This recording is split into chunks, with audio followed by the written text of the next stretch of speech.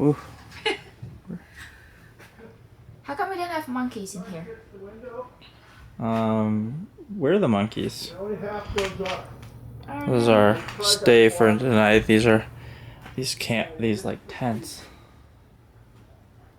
In camp mode. This is where we are. Yeah, what do you got over here? Egg. Wow, I'm trying to. Keep it close. It isn't close like this. Never mind, it's close. We're in this lodge. We were too cheap to get food at the restaurant, so Yeah, just the mix. yeah, I didn't want to pay for a meal. So. Because you're mad. Using the payphone. Call our folks.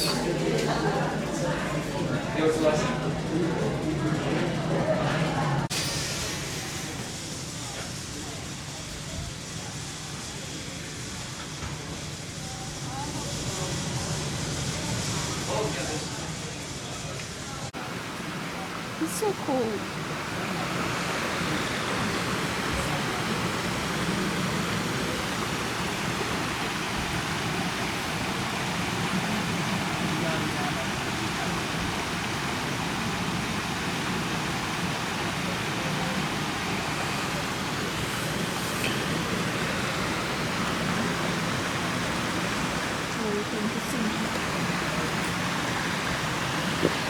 Oh. Yeah, this is the restaurant. Some campfire. And Leah. Hi. Bear box, getting all those scented items out of the car. And if you're backpacking, using a bear canister, all of that. And another big one too relates to those machines we use. Driving. So when we're driving, please do go the speed limit. A lot of times it goes much lower than you would think, and that's for a specific reason. That's because there could be, well, there's a lot of times it's because there's people in that area, but there also could be bears. A really classic area is like, or who it's your first time ever to Tuolumne Meadows, you can raise your hand. Nice, I am proud. Cool. How about people who have been here like a handful of times, maybe 4, 5, 6, that range? Yeah, nice. And then how about people who have been coming here forever? Couple. We always got a couple. And so you can see that this place does have a pull on people and sort of a magic quality to it. Since it is a smaller group too, it'd be good to just hear like where are people visiting from? Where are you all coming from? Huh. San Jose, all right, not too far. Yeah, Southern California. California. Yeah. Yeah, go. Reno. Davis, nice. Yeah, go. You're the farthest one. All right, so everyone's pretty close in the grand scheme of things. Sometimes we get people from all over the world, so it's kind of fun to hear where people are coming from, and if it's your first or second or many times being here. I did that one already. I wish I was a mole in the ground. I wish I was a mole in the ground. If I was a mole in the ground, I'd lay that mountain down. I wish I was a mole in the ground. Poetry and writings and ways of thinking. And that really leads us to the people here of this area, the original people, the traditional people of the Yosemite region. And there are 7 tribes that are currently associated with Yosemite National Park. Historically, there probably were more that were using this area. And these different tribes, some of them are to the east, like the Mono Lake Kitsitaka tribe, to the east of us just by Mono Lake. One of the 3 to the east, and then folks like the Awanichi or the Southern Sierra Miwok down by Yosemite Valley on the western slope, one of 4 of the associated tribes. So these different groups were coming up here to trade in Tuolumne Meadows, and this was sort of generally agreed amongst the tribes that this was a pretty peaceful existence between these different cultures. They spoke different languages, had different beliefs, but there was a lot of intermixing too. Some people would marry to other other groups and maybe spend the winter in the valley if you were from Mono Lake and vice versa, and then maybe come back the next year to see your family. So Tuolumne Meadows was always this meeting ground. Welcome everybody. Feel free to take a seat if you'd like. We're just getting started. Okay. So these tribes were coming here for thousands and thousands of years, and they too have musical traditions and dance traditions as well. Specifically, the Awanichi, or the Southern Sierra Miwok to the west of us. I've talked with some of the descendants of them, some of which are my colleagues who work in Yosemite Valley, and we've had some cool conversations about music that these people have been making for a long time that came out of this environment. And a direct link to that is the actual instruments that they're using. So there's a plant called elderberry. Has anyone heard of elderberry? It's a very medicinal plant. You can go get it probably at a health food store and take it when you're feeling cold. But elderberry is a larger shrub. There's a species that grows up here, but it's not quite as common. It's a little more common lower elevation.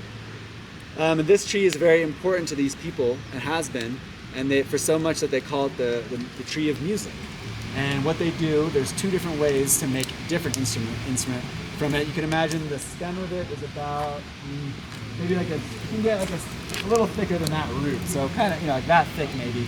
And you cut it in half, and then it splits.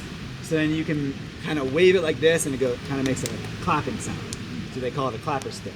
And then also you can make a little flute out of it as well, out of the stems. And then another instrument that these people have been using, a very simple one, is that of a hollow log. So if you've got a big incense cedar, which grows lower elevation, then it's hollowed out, and you start kicking it, and then you can sing. You got a rhythm. So very simple way to make music, right?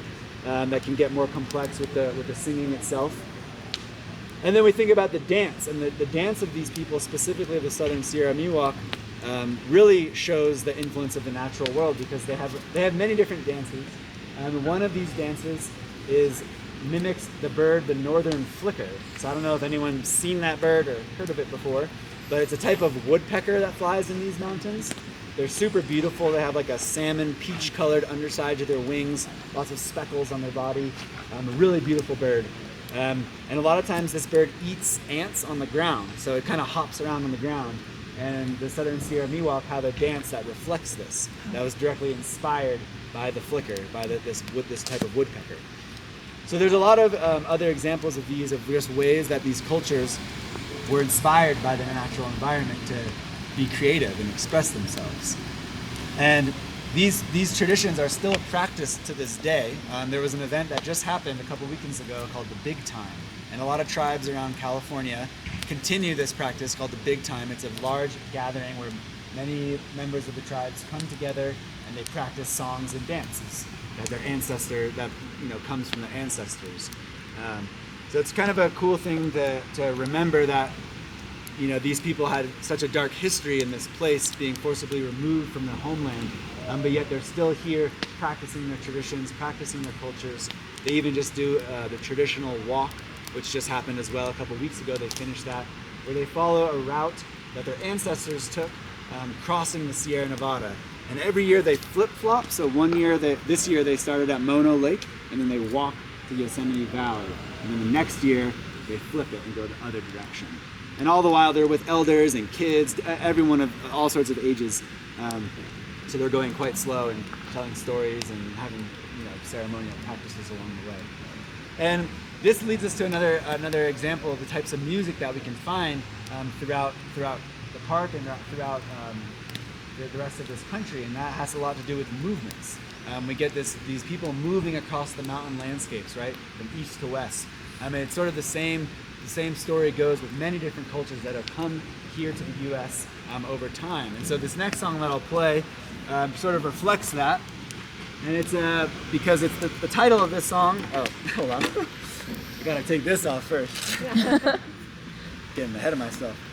This is an old folk song here from the U.S. that's called Cumberland Gap.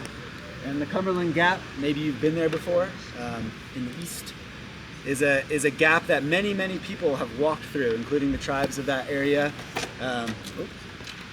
And then of course the European settlers that came through there as well. It was sort of seen as the gateway west out of the Appalachian Mountains. So Cumberland Gap, and this is similar to that last song, the first song I played. It's like got 50 versions of it, so it depends who you ask and what style they're playing. You'll hear different versions and subtle differences, different lyrics, all sorts of things like that. Sort of the beautiful thing a lot about folk music, really anywhere in the world, is the variations that can be had, even within one song. So this is the Cumberland Gap.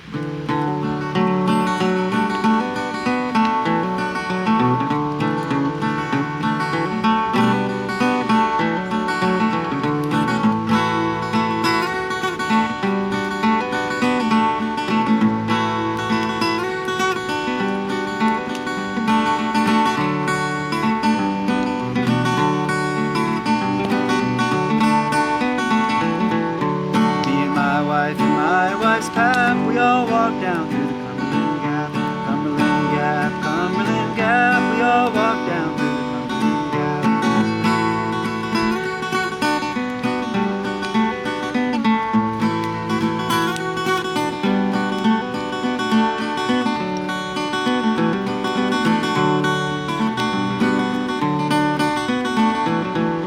Cumberland Gap's a fine old place, 3 kinds of water for to wash your face. Wash your face, wash your face, 3 kinds of water for to wash your face.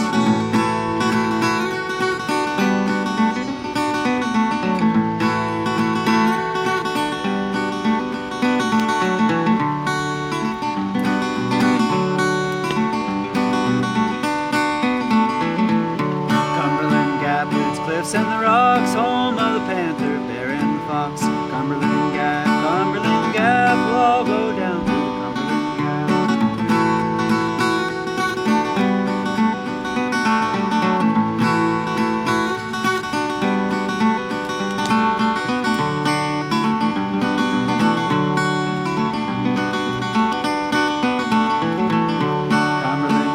Cumberland Gap, we'll all go down through the Cumberland Gap. Cumberland Gap, we'll all go down through the Cumberland Gap.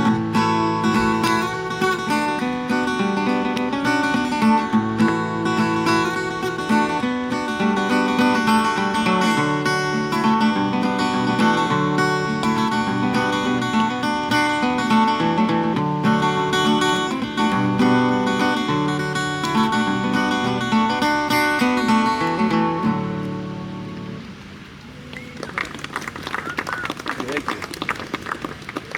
Actually, I'll just hold this because there's another song coming up quick.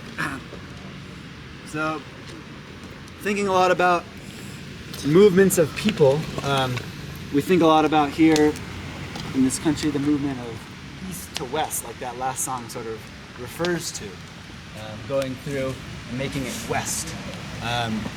But then we also, there's a great other direction, right? And that's going north. So coming from the south, heading north. Another movement that really reminds us of the time here before California was a state. And this was part of Mexico. And before that, it was under Spanish rule. Many, many different states in the west, California, Arizona, Utah, Nevada, parts of Wyoming, all were part of Mexico, which were under Spanish rule for a while until Mexico gained independence. And so this influence too of coming from the south up to the north and blending all these just different traditions as well. It's really reflected here, specifically in California, with all the place names. As we move through the landscape, we see so many different Spanish place names here in California, still reminding us of this past, this time period when Spaniards were arriving here and exploring and interacting with the native people of this area, which led to a lot of conflicts as well in this area and a lot of violence. But this we'll do a little song to kind of pay homage to that era and that time period when, and the influence that a lot of music from the south to the south of us has had on U.S. folk music as well. We think a lot about the traditions in the Caribbean that led to all these different musical traditions here in the U.S. Moving through New Orleans and coming up the coasts. So this next song I'll do is an old bolero, which is a style of Mexican music. Well, it's kind of found all throughout a lot of Latin America, But this one comes from Mexico, and it's a slower song called La Barca, which is the boat.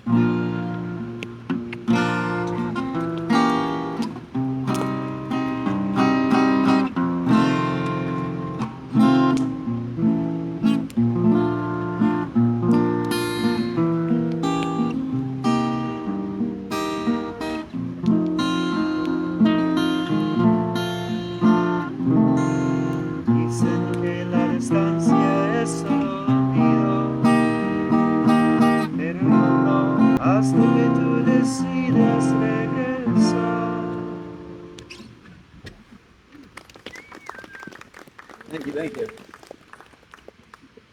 So another important group of people that affected this place coming up here to Yosemite were the young men from southern China. They made their way here right around the time period of the gold rush. News got out that gold was in California, and so people from all over the world started coming this way. And a bunch of young men from southern China decided to make the journey themselves. So they headed on the boats and they headed here to California. Once they got here, it was quite unfortunate because they came here to mine and hopefully to get gold, right? That was what the idea was for a lot of people. But they got here and then they were faced with a lot of discrimination. And some of that was legal discrimination as well. And that one of the laws that was then placed, it was actually a tax, was the foreign miners tax that was put in place on all these young Chinese men who just got here. And it's quite interesting if you think about that word, foreign mining tax, because the European settlers that were here were no less foreign than they were. The Chinese that had come here at the same time. Because of course native populations people were still here at that time, although they had suffered a lot of violence. So these young Chinese men, they were here though in California, so they were like, well, we're not going to go back. So they decided to stay here and just do other jobs. A lot of those jobs included working on the Transcontinental Railroad. About 2/3 of the labor force on the Transcontinental Railroad were recently arrived Chinese, mostly young men. And then some of them made their way here into the foothills and then eventually to Yosemite, and they started working at the Wawona Hotel, which had just recently opened in the late 1880s. They started working in laundry services. They started working as cooks. They started working on the roads here in the park as well. And there's two actually famous cooks. One of them was actually born in Nevada, but to Chinese parents. But Ah Yu and Tai Sing, two really famous cooks, Chinese and Chinese American, who cooked, Tai Sing actually, he cooked them on the Mather Party, which was around the time period when the Park Service was created in 1916. So Stephen Mather and many of his friends and colleagues were out there coming into out on these big wilderness trips, and Tai Sing would supposedly cook these legendary meals. He was supposedly like one of the most, the best cooks, which could have had an influence, out there for these men who were making these big decisions. Maybe they hadn't spent too much time in the wilderness. And if you're out there in the wilderness and eating bad and you're not sleeping good, you might not be in the best mood. So maybe Tai Sing had a little influence there.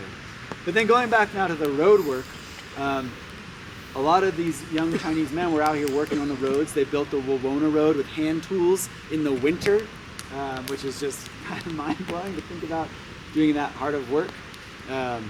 Meanwhile, I'm here standing by a fire.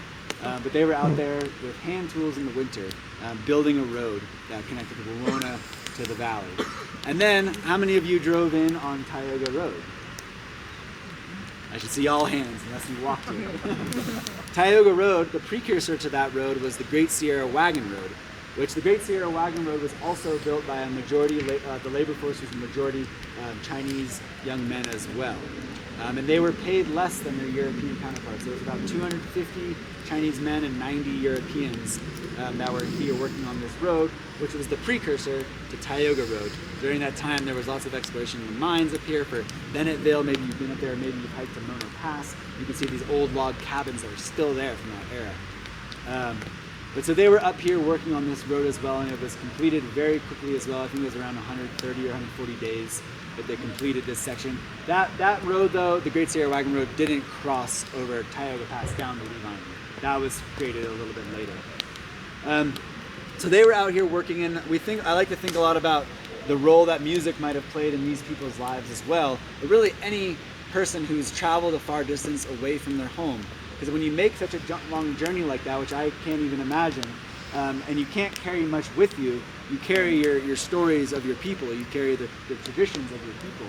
And that could be through music or through art, stories, etc. And so I like to think about, there's actually a colleague of mine, Ranger Yan Yan, who's done a lot of work on this, and she's actually now, maybe you've been to Wawona in the southern part of the park, but there's the Chinese laundry exhibit. So if you're passing down there, you could check that out. But my friend and colleague, Ranger Yan Yan, she one time showed me this cool picture of these men working, these Chinese men working. They were actually in Idaho in this picture, but one of them was holding this instrument, which is kind of equivalent to a banjo, but it's a different instrument from China. But you can tell that they're sitting there. It's probably the end of the day, and the guy is holding an instrument. And I just like to think that these people were laboring so hard that maybe at the end of the day, music or stories, something creative was maybe a source of respite for them. And so this next song I'll play doesn't come from that area, but actually comes from a woman who was born in North Carolina, who spent her whole life in the mountains. Her name's Ola Belle Reed, a really amazing folk musician here in this country. And she wrote a song on her 50th birthday, they say, and it's called I've Endured. And I like to sort of parallel that and think about the troubles and hardships that maybe these men were going through when they were building the roads, and how hard that must have been, but then at the end of the day, sort of having moments of joy and happiness. So this next song, I've Endured, by Ola Belle Reed.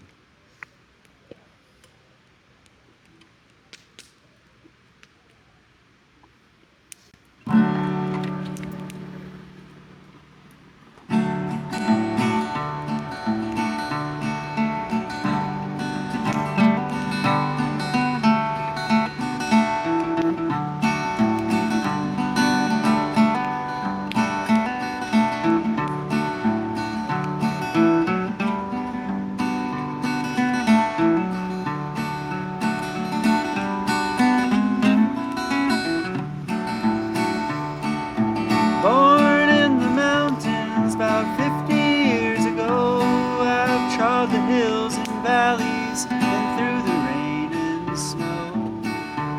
I've seen the lightning flash and I heard the thunder roar. I've endured, I've endured. How long can one endure?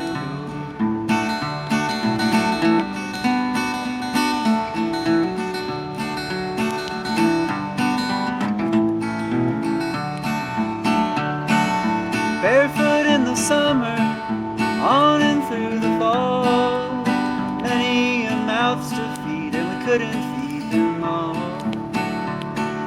Sent to church on Sunday to learn the golden rule. I've endured, I've endured. How long can one endure? I've endured.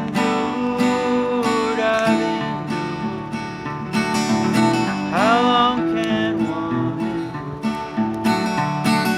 I've lived with the rich and I've lived with the poor. I've seen many a heartache and there'll be many more. I've lived love and sorrow, been to success's door. I've endured, I've endured.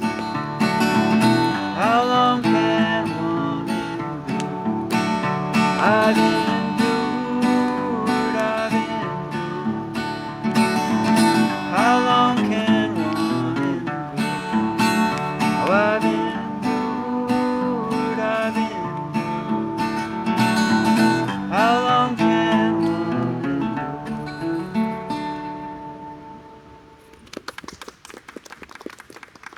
Thank you. In Cuba and in the Philippines during the Spanish-American War. And then some of them got stationed out here in California to the Presidio in San Francisco. And then while they were there, they got the assignment to come up to Sequoia and Kings Canyon and to Yosemite National Park. And they were here in the summer, and they were here specifically. About 500 Buffalo Soldiers were here in 1899, 1903, and 1904. So a little while ago now. But these young men came up here and were essentially some of the first park rangers, because the Park Service didn't exist yet. That wasn't created until 1960. So there actually weren't people that looked like me, you know, with the hat and all that. There weren't park rangers. So these Buffalo Soldiers were here to sort of start enforcing these rules in this newly created national park, which could have had its challenges, because even at the time, even within the military, they faced a lot of discrimination as well in that era. But then they got here, and then all of a sudden they were in charge and in charge of enforcing rules. So the same thing would sort of happen. They would be out here telling the sheep herders to get out of the meadow. They'd be maybe looking for people who were doing illegal logging, cutting down trees. They also were working on a lot of the roads and the trails as well. They did build the first official trail to the top of Mount Whitney down to the south of us, although I'm sure the tribes down there were going up there as well. This was the first official trail. They also built an arboretum down by Wawona, which is not actually there currently, but there's some mystery about where it might be. So they were out here doing lots of different work on this landscape, including Charles Young. Charles Young was born in 1864, right when slavery ended. And he made his way out west. I believe he was from Ohio, and actually there's a national monument at his house in Ohio. So if you're ever there, you could check it out, the Charles Young National Monument. Charles Young, though, he worked his way up through the military and eventually came out here and was sort of leading these Buffalo Soldiers out this way. And he actually was the first African American acting superintendent of a national park down in Sequoia. So he had worked quite hard to achieve these milestones for the Buffalo Soldiers as well. And now, when we think about the Buffalo Soldiers, we know that a lot of these men were coming from the South. They were coming from the era of when slavery had just ended, not too recently. Maybe their parents were in slavery. And in that time period, despite the brutality of it and the horrors that occurred, a lot of interesting music was being born in that era. And a lot of that has to do with these people coming from Africa as well, as they were stolen from their homelands and brought to the Caribbean and then made their way up through the eastern part of the U.S. A lot of these music traditions from their lands was interacting with the native people of that area, as well as the Europeans that were now in that area as well. So we get this very interesting blend of music, thinking about like the field hollers that date back to Africa and have a lot of links to West Africa and parts of North Africa as well, which those field hollers then gave rise to the blues. And the blues then leading to so many different music traditions that really define a lot of musical styles that we think of when we think of music from the U.S., from our country here. I mean, the blues leading to ragtime and leading to jazz. I mean, jazz moving all around the world and becoming such a powerful, important musical style. And then all those then leading to early R&B, which then led to rock and roll, which led to all these different other styles, funk and soul, many, many different styles, sort of all tracing back to this moment in time.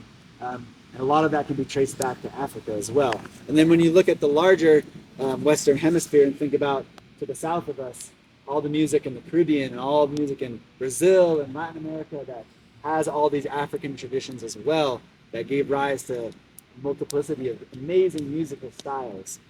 So we really have, despite that sort of the brutality of that history, there is a lot of beauty that came out of it, creative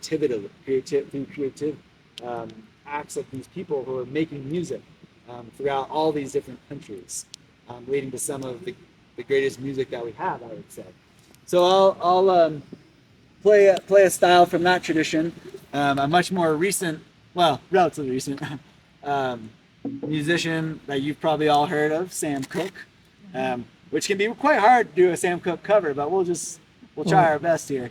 So you might be able to sing along with this if you know the words. But we'll end up with this song, and yeah, and then I hope you all have a wonderful rest of your evening, and maybe go out and try to find some new folk music. All right, let's see. This is a. Actually, hold on a second.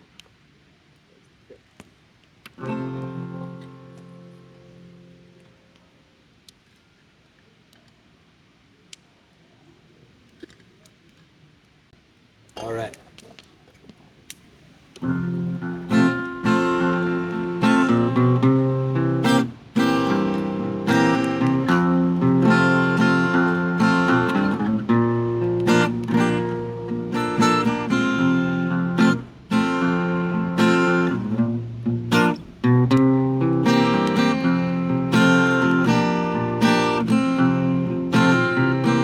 If you ever change your mind about leaving me behind, baby, bring it to me.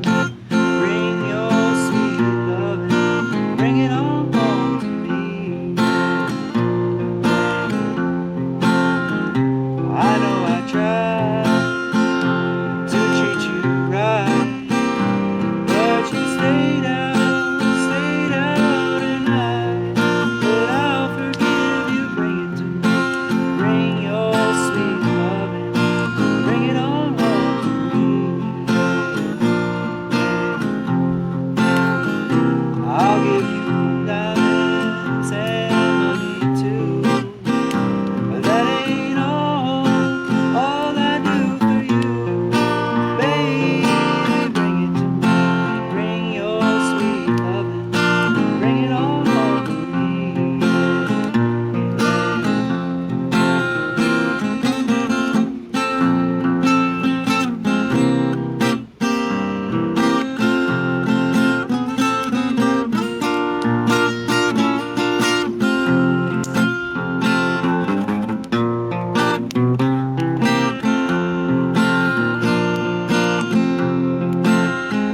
I know I laughed when you left, but now I know I only hurt myself.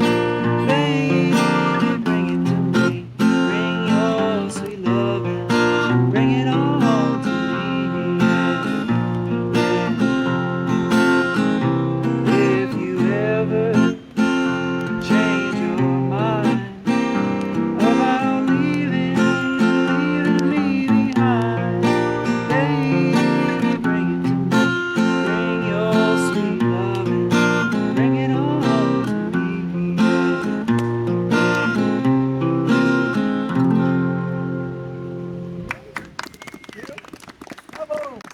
All right. Well, thank you all for listening, and feel free to hang around by the fire if you'd like to. But if anyone's the last one to leave, then we should put it out. But I hope you all have a good rest of your evening, and see you around. Yeah, thanks so much for sharing, man. You're part of